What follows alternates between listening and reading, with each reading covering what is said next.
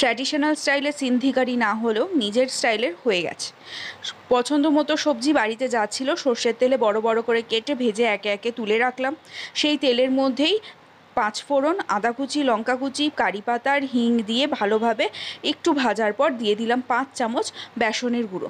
বেসনের গুঁড়ো ভালোভাবে ভাজলাম যতক্ষণ না বেসন থেকে কাঁচা গন্ধটা চলে যায় আর একটা ভালো গন্ধ বেরোয়। তারপর অল্প অল্প জল দিয়ে একটা পেস্ট তৈরি করতে থাকলাম। তার মধ্যে দিয়ে দিলাম হলুদ গুঁড়ো, লঙ্কার গুঁড়ো, নুন আর চিনি স্বাদ মতো।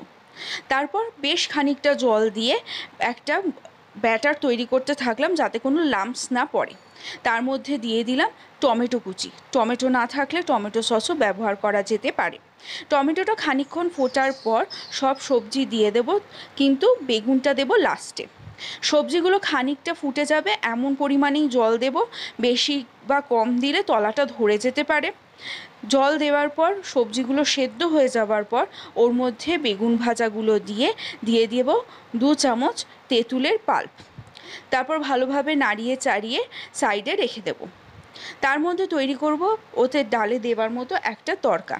তার মধ্যে সর্ষের তেলের মধ্যে সর্ষে আর শুকনো লঙ্কা ভালোভাবে ভেজে নিয়ে ডালের মধ্যে ঢেলে ডালটার সাথে ভালোভাবে মিশিয়ে ডালটাকে 10 মিনিট মতো রেস্টে ঢাকা দিয়ে রেখে দেবো।